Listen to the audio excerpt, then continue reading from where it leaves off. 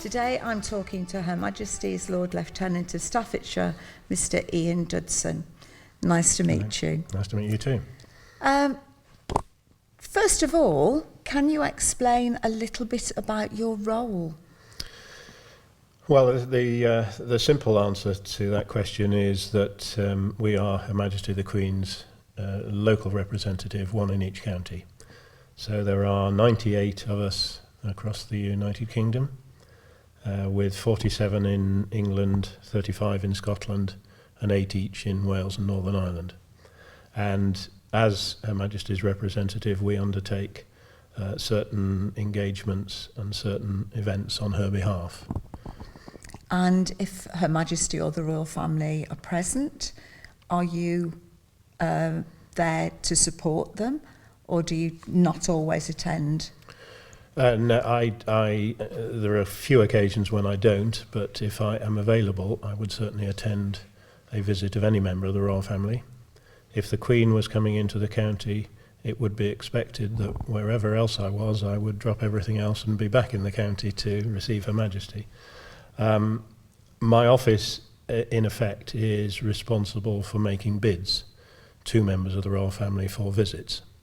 So organisations will contact us and suggest that they would like to have a royal visit. One of my staff will visit them, assess what might go into the visit, and then we will put together a series of bids for individual members of the royal family, and we pick the VIP depending on the area of interest of that particular member of the family, and depending, of course, on the host activities. But in effect, we do all the bidding, and then we are responsible for the royal family when they're in the county of Staffordshire. Today we are actually in Stafford in the county buildings, and you say that you travel quite widely around Staffordshire.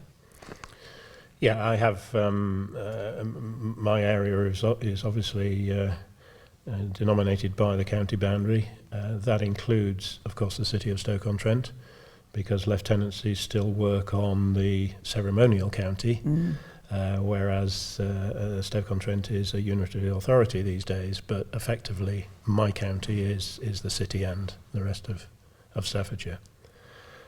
So yes, travelling around the county is, I suppose I do something like 7,000 miles a year travelling around the county to events. So one of the pleasures of being appointed to this role is you get to know the whole of your county and not just the parts where you happen to live.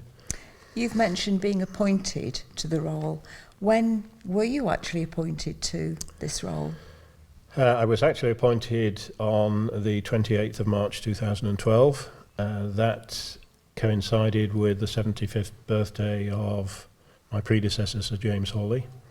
And that effectively, the 75th birthday is our retirement date. So irrespective of how long we have served, we must retire on that day. So the process to appoint me started several months before that, and I probably was asked and accepted the invitation in about October, November time, and then it was, I think, made public in February, prior to Sir James's retirement. Can you explain a little bit about how you are actually approached? Well, the appointment process is undertaken by the Prime Minister's appointment secretary. The initial part of the process is that he calls for nominations right across the county of who individuals might think would be a good future Lord Lieutenant, next Lord Lieutenant. And then he will come into Stafford and spend 2 or 3 weeks interviewing people face to face.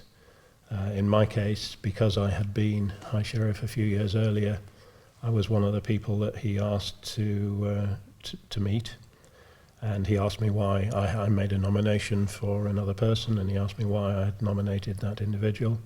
And then he just asked me about lots of other names of people that to find out whether I knew them and to ask me questions about them. And I suppose if you're doing that all day long, every day for 3 weeks or so, and at the end of that process, he will then make a recommendation. Obviously, he checks with the individual first. So I received a phone call from him one day. It was a complete and utter surprise to me because I had no, and it really was a surprise. My background is not the typical one for Lord Lieutenants of the past, but I can see now a diversity coming into appointments following mine, which is clearly Her Majesty's desire to broaden the spectrum of people who are invited to take on the role. Just looking, it looks as if it's a military uniform. I assume that it isn't. Well, it's a military uniform in origin. The uniform for Lord Lieutenants is the same for every Lord Lieutenant in the country, assuming they're male, and we aren't all male, but for male Lord Lieutenants, this is the uniform. It obviously has its origins as a military uniform, but these days it's analogous to a Army General's number 1 uniform, but with certain differences purely to identify the Lord Lieutenancy. And I notice that you have a marvellous symbol that is on your uniform. Can you explain what it is? Well, the neck medal is the Commander of the British Empire, which was an honour given to me 2002 for my services to the ceramic industry. And the breast medal is a Knight of the Order of St John. As Lord Lieutenants, we get quite involved with St John generally, and we are invited to join the order. And presumably the sword is for ceremonial purposes. Yes, what you're seeing me in now is the complete uniform, including hat and gloves and sword. And if we were correctly dressed in full uniform, even indoors, this would be how I was dressed. The only time we vary from this is when we're in church. Obviously, we remove headgear and surrender a sword at the door. But other than that, now in reality, a lot of the events I undertake are much less formal than that, so I don't carry a sword on every occasion by any means. Lord Lieutenants were first appointed by King Henry VIII, and prior to the existence of this role, it was the High Sheriff in every county who effectively held precedence as the King or the Queen's personal representative. And that included raising armies. In the time of Henry VIII and immediately thereafter with Edward VI, the King's advisors were quite concerned about the level of support that there would be for the new King, and were worried about the power that High Sheriffs around certain parts of the country had developed. So they created a new role, or he created a new role, Lord Lieutenant, and the only responsibility that Lord Lieutenants then had was to raise militia, effectively what we today would know as reserves, but be available whenever the King should need troops to line up behind him for whatever conflict or expedition he was planning. And only since that time has the role expanded to include lots of other responsibilities, and ultimately precedence in front of the High Sheriff as from the early 1900s. What do you do on a weekly basis? The one thing that's different from my commercial role in industry is that I have no 2 weeks that are the same. I have no official weekdays and weekends. They effectively all become, it's just 7 days in the week that I might be involved in engagements. The routine, to summarise, I get 400 invitations a year, and as a lieutenancy we probably undertake about 350 of those. I personally do around 200, and my deputy lieutenants do the other 150 or so. And that can be anything from a local event in a village to commemorate some special occasion, right through, as we've already talked about, to the profile of royal visit. There are then certain things that I am required by Her Majesty and her government to do, present certain honours. So all the Queen's Awards for enterprise and voluntary service are presented locally in the counties. Certain personal honours, British Empire medals, are undertaken in investitures here in this building twice a year. And then there are responsibilities. All of us head up our local magistracy, and we chair the Magistrates Advisory Committee in the county. We still have and are required to have a relationship with all the military services, regulars, reservists, and indeed cadet organisations. And from that has come associations with certain other uniformed organisations such as St John and of course the emergency services. Outside those responsibilities, which are sort of laid down in statute, then the rest of my role I best sum up by describing as supporting Her Majesty in her role as head of nation as opposed to her role as head of state. Because the one thing that we do not get involved in any way, shape or form is politics. That was leading to my next question. Is this a political appointment? No, absolutely not. No, that's very clearly marked by the structure, the civic structure within the county council, within the unitary authorities. Inevitably, we have relationships with MPs, and I often am in conversation with our local MPs in Staffordshire. But in terms of any direct political involvement, no, absolutely not.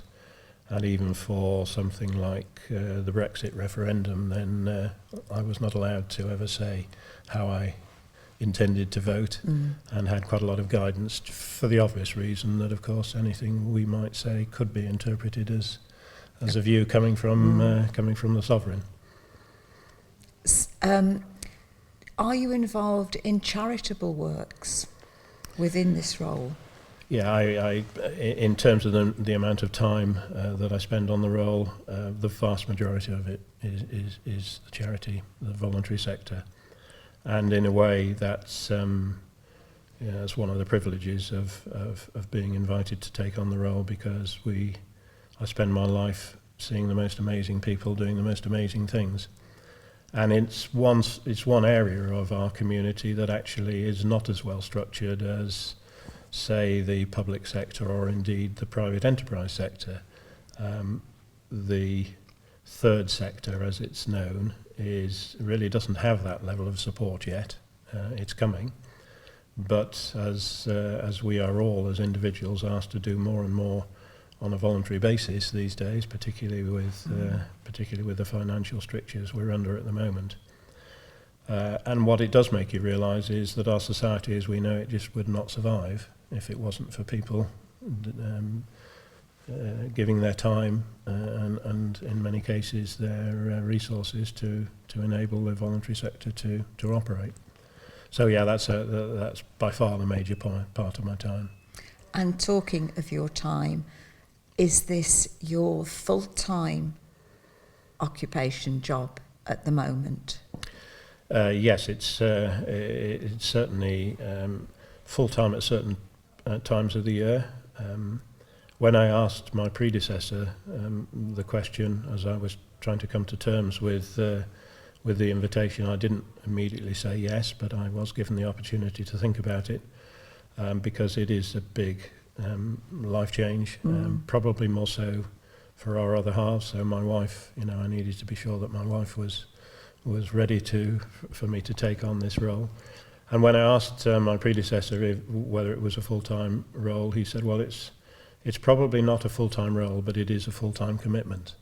And I think 5 years later I now understand the full meaning of that, because effectively, although I might not be on engagements, there is a huge amount of emails and things to deal with. There is always the strategy of, so the quieter times of the year give me time to reflect, give me time to think about how I might improve delivering the role that we have. And I'm very fortunate in Staffordshire that I'm supported by the County Council. I have 2 members of staff who effectively are probably 1.5 full-time equivalents. But without that, we wouldn't be nearly as busy a lieutenancy as we are. And there are other parts of the country where I know my peers are not as well supported as I am in Staffordshire. So I always try to make sure I don't take advantage of that, and I try and evaluate what value we're bringing to the county structure as a whole. We are having talks with lots of different people for Tamworth Informed, and I know that I've seen you actually in Tamworth. What do you enjoy about visiting Tamworth and coming to view us? Well, I have to say that before I was appointed, I didn't know Tamworth really at all. So it's been a huge pleasure to be invited to Tamworth on several occasions, and I'm beginning to get my head around the magnificent history that Tamworth has, and more than that, its importance in the Kingdom of Mercia in particular. So I suppose in a way that's at the moment the biggest enjoyment I'm getting, because I'm realising on visits to the castle, etc., just how important, when one thinks what the size of that kingdom was in its heyday, stretching from virtually the Scottish border and including London, and under other circumstances, if we had been a port, who knows, Tamworth might have been the capital of England today. Certainly have a very checkered history, I think, Tamworth. Yes, absolutely. And that's true of other aspects of the county. In a way, Staffordshire's, I think, a little bit unusual, because we have a large proportion of our population living close to the county boundary, and that means that there are towns and in the case of Lichfield and Stoke, of course, cities that engage with neighbouring counties, because that's the natural community, and that means that actually every major part and certainly every borough within the county is very different from one another, and that's a huge privilege to be able to spend time and get to know them in detail, and get to be involved with the civic society, and get to visit some of the wonderful buildings and traditions that there are in Tamworth. And of course the wealth of Staffordshire, because it is such a beautiful county. Yes, it's something that I think outside this county people don't really realise. We are still, I think, to find a way of dispelling some of the myths that exist elsewhere in the country about what a wonderful county this is, and what a wonderful, and I think that's part of my role, is to try and raise the profile, to support activities like the City of Culture in Stoke, BID, because people who visit here for the first time inevitably had no idea how lovely it was, because the images of the county go back to its industrial past, with engineering, with ceramics, and actually, although those industries are still alive and growing as employment opportunities in Staffordshire today, there's a huge area of the rural economy that most people don't know about. It's been fascinating talking to you today. Thank you for your time, and we look forward to seeing you in Tamworth very soon, hopefully. Thank you very much. I've thoroughly enjoyed it, and I can assure you I'll be in Tamworth as often as I possibly can. Thank you.